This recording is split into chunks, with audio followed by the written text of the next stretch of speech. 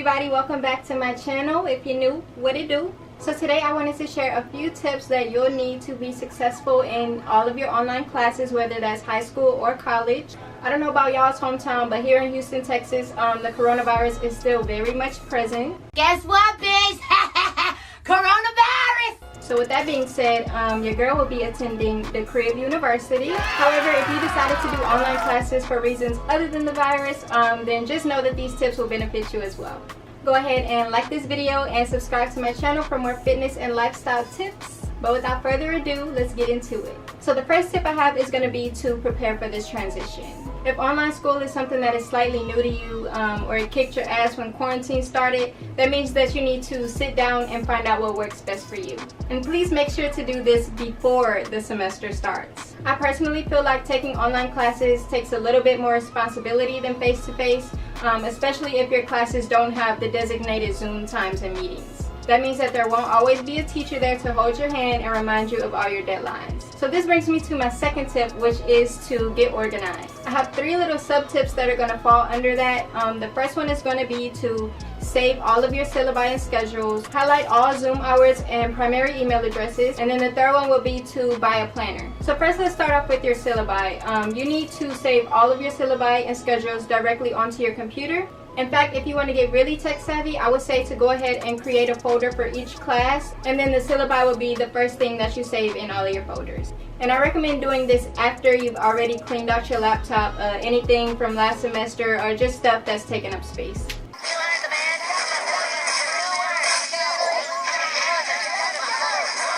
This will ensure that you know where all of your assignments are, and everything will be easily accessible. Now, after you've saved all of your syllabi, go ahead and go into each one, highlight all of the Zoom office hours and the primary email addresses. Because you need to remember, if your teacher doesn't have the designated Zoom calls, then there won't always be a teacher to answer your question immediately. This means do not wait until the night that a project is due to email your professor. 9 times out of 10, while you're panicking trying to get some answers, your professor is probably already counting their sheep. And then the last tip that I have is to buy a planner. Planners are honestly essential to life. I don't know how people function without planners. If you're not really one that likes to write things out, then I prefer going into your app store and downloading a planner app either on your phone or your computer. Just have a specific place to keep track of all of your assignments for the week. Like I said, there won't be a teacher to remind you of deadlines, so this is going to be your replacement. Walmart and Target both have planners for around $10 to $15, probably a little bit cheaper. Great investment. You don't need to buy anything fancy. Just make sure that the spaces are big enough to fit all of your assignments for each day. So the third tip that I have is going to be to have a designated workspace. Do not make this your bed, your couch, anywhere that you like to lounge and relax. Try and find like a quiet table in your house where you can just zone out and focus. Now, if this table is in the same room as a TV, do not turn it on. We need you to give your 100% undivided attention. Period. If you have a little bit of extra money to spend, then I would actually recommend investing in a little desk. I got this one from IKEA. It was about $50. I'll go ahead and insert a little picture right here. Just a little plain white desk. Got some storage space right here. You'll be ready to go. And don't forget your chair too. Now, if studying at home is impossible for you, which I totally understand, sis, try and find a library or like a little coffee shop. Now, this will depend on how bad the virus is in your city or state.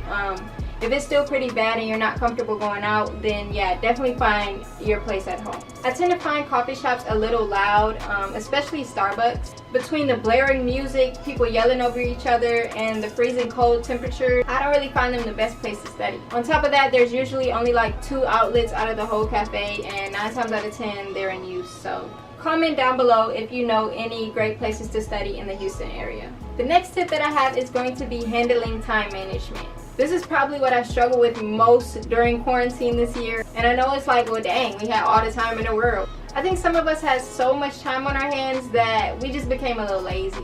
Like, a majority of my quarantine consisted of sleeping in and watching TikTok. Carol Baskin killed her husband, whacked him. So the best advice that I can give for time management would be to get it done early. Get it done early. Wake up at about 7 or 8 o'clock in the morning every single day. Knock out your workout if you need to. Shower, eat breakfast, get dressed, put your makeup on. You need to act as if you're physically going to class. I promise you this step is really going to help you focus and increase your productivity during your online classes. If you're rolling out of bed every day at 2 p.m. with your jammies on, chances are you're not going to be as focused and you're not going to get as much work done. The great thing about most online classes is they allow you to work at your own pace. You could probably finish an entire semester in a month or so. It just depends on how you use your time. If your class isn't going to have those designated Zoom times where everybody logs on at once, then I would say that you need to kind of make that up yourself. For example, if you have a biology class that kind of just lets you go at your own pace, I would say, I need to work on this subject from 8 to 9:30, Monday through Thursday, or however you want to schedule it. Just remember, the sooner you tackle it, the sooner it'll be out of the way and you'll have the rest of the day to yourself. So the next tip that I have is to take breaks. My attention span would probably be little to nothing if I had to sit at a computer all day.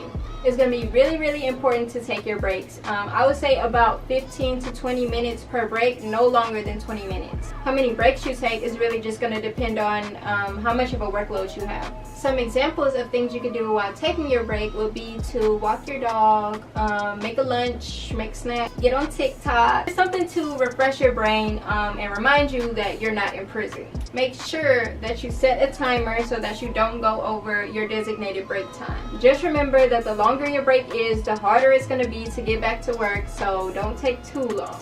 Last but not least, we have self-discipline. You need to tell yourself that you are getting this diploma, you're getting this degree by any means necessary. I don't think that I can stress this enough, and I know y'all are probably getting annoyed of me saying it, but there is not going to be a teacher or anybody to hold your hand, remind you of your assignments. This is something that you really need to commit to for about 3 to 5 times a week, however many classes you're taking. I just gave you all the tips that you need to be successful in your online classes, and so now it's up to you to apply those tips.